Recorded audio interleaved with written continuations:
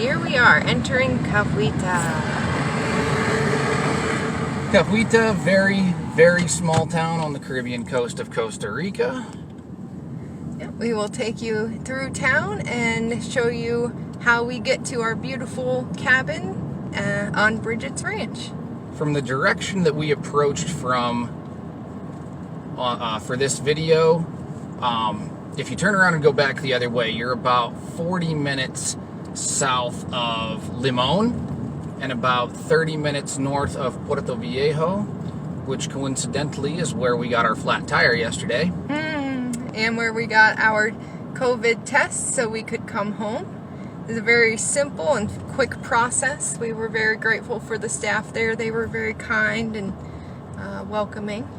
Yes, and the lab actually supposed to be closed on Sundays, but they open for a short while Sunday evenings now to facilitate necessary COVID testing. And what you're seeing as far as traffic is not unusual. Bicycles, motorcycles, Pedestrians. Yep, all of it functions in the street. And they have no problem integrating how they drive together, so to speak. Motorcycles will pass on the right all the time, and cars will pass in double yellow line zones, and everyone is able to drive safely. Yep, no one seems to really mind speeding, passing over a double yellow, anything of that nature, including the police. Yeah. We've actually been passed by a police vehicle, not because they were on their way to respond to an emergency, but just because they wanted to go faster. So we're about to make a left on Main Road, Cahuita, and that is actually the name of the street, is Main Road or Main Street, Cahuita. Lots of nice little shops here, restaurants catering to tourists and locals alike. And the vegetation in Costa Rica is beautiful. Even here in town, where vegetation usually doesn't live, you'll see so many different species of plants and flowers, and yeah, nature is just everywhere. It is. During our visit here, between walking around from our cabin to town, walking through the national park, we've seen two-fingered sloths, three-fingered sloths, howler monkeys, some other sort of possibly like spider monkey. We've seen poison dart frogs, giant iguanas, just countless different species of birds. Brace yourself. Here's where we leave the paved road. And believe it or not, this is main access to Playa Negra, which is kind of Cahuita's claim to fame, black sand beach. And there are restaurants and bars down this stretch of dirt road. Hotels and casitas. Place here on the left, Cahuita Lodge. Just, looks like they turned someone's house into a few accommodations that they now rent out to tourists. And the entire stretch of road, which you'll see momentarily, is oceanfront, beachfront. I still call it the ocean, even though it's the Caribbean Sea. It's all the same water. It really is. Working on the power lines here. Treacherous work.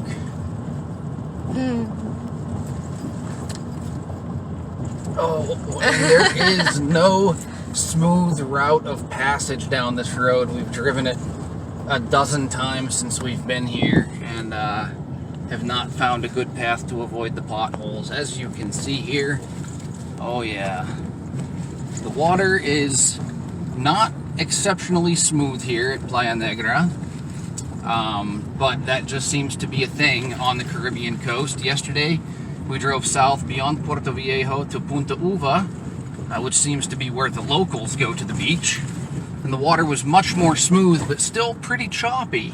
Not exactly swimming water, like you would find, possibly in Punta Cana or Cancun. Yeah, but these beaches are known for surfing and snorkeling. And snorkeling season is just beginning. the turbulence is dying down enough for visibility to return. We've had a snorkeling excursion planned for the last 2 mornings, and unfortunately the guides go out and check the conditions in the morning, and so far the last 2 days the visibility has not been good enough for us to complete our excursion. Possibly tomorrow Mother Nature will decide that for us. And here's the only paved stretch of street here on our little road to our cabin. And our favorite restaurant here. Our favorite restaurant, and honestly... Atlantida Cahuita. Atlantida Cahuita, yes. And this oceanfront sitting area is actually an old canoe. Yeah, you can actually sit inside an old canoe and have your food and sip some beers, and the food there is excellent. We actually went there for dinner on our first night here. We've been back there for beverages a couple of times. So wonderful to just take time out in the middle of the day, jump in the ocean, have a few beers. Pura vida. There are a lot of properties along this stretch that are no longer occupied, in need of restoration.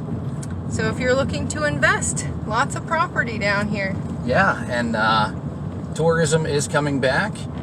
The woman that owns the cabin that we're staying at, Brigette, told us during breakfast yesterday that her cabins are back to being rented out at about 75% occupancy. But of course, with the last year having been what it was, they could use all the tourist dollars that they could get. So if you're interested, you should give us a call. And back there we passed the reggae bar. That's the popular spot for expats and locals alike. And right next door to reggae bar is Chow's Restaurant. They have not drawn much of a crowd during our stay here.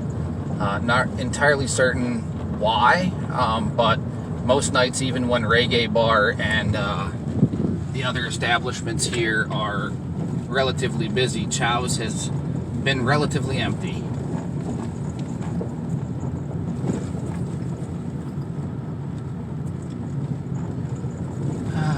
Beautiful. Alright, we're getting ready very shortly to make our turn onto our road. Yep. We're right beside Bungalow Malu. It's being repaired right now, but it looks like it's a beautiful property. Our last little peek at the beach, and now down the driveway. And when we say driveway, we mean, I'm guessing, a half a mile of single lane dirt and rock. Yep, it's going right into the rainforest. There are actually other businesses back here, believe it or not. There's this resort on the left that Amanda mentioned is currently under construction. Gorgeous. But other businesses, Ooh, cabins. Starfruit tree. Yep, starfruit tree. We actually got a starfruit off of that tree. I believe it was our second day here. Yeah, the jungle really is a grocery store here. There's starfruit trees, lime trees, guava tree right in our yard that we plucked guava off of. Makes me so happy. And along this stretch of driveway, we have seen capybaras. On our second day here, we saw a 3-fingered sloth, poison dart frogs. These gorgeous giant, I think they're called golden orb spiders. Mm-hmm. They're like the size of a golf ball. They're like enormous. Yeah. But we've been told they're not poisonous. Still look pretty intimidating. And it's amazing they actually live in colonies. You always just see solitary spiders, but here, those giant spiders, you always see at least 3 of them, like, together. Yeah. They actually have started building webs at our cabin in the last day or so. Mm-hmm. We're just kind of leaving them alone, but I assume the owner will probably evict them once we're gone so as to not bother the other clients. Yeah. And right around this area this morning is where we heard howler monkeys very close to the driveway on our way back from attempting our snorkeling excursion.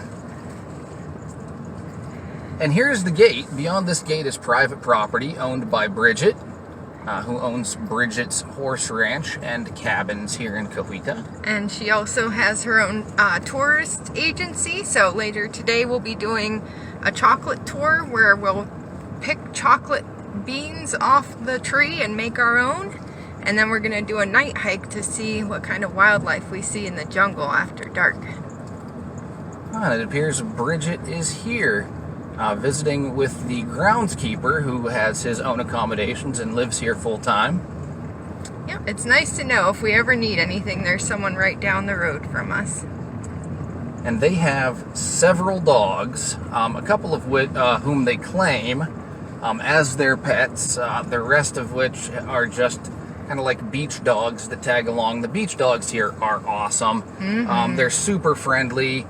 They don't make noise. They're very friendly, but they don't beg if you're eating. They'll hang out nearby, and if you want to throw them a scrap, they will be very appreciative. All right, coming around to the view, that's our neighbor's cabin. And here we are. Cabin magic. Cabin magic, and it is. Very simple accommodations. The inside is really just a bedroom and a bathroom. Oh, and here's an outdoor shower, because sometimes you need one. Especially after going to the beach. But back to the accommodations. Yes, the inside is just a bedroom and a bathroom. But we do have an outdoor kitchen, and we have a jetted tub, easily large enough for two. And we will more. be doing our room tour later. But our groundskeeper is up there at the water tanks. That's where our waters come from, directly in front of you. Wow, yeah, they collect rainwater, and that's how they supply water to the cabins here, and also entirely solar powered here at Brigette's cabins. Amazing. Amazing. Thanks for joining us for this drive, and we will be coming at you more later. Bye. Bye-bye.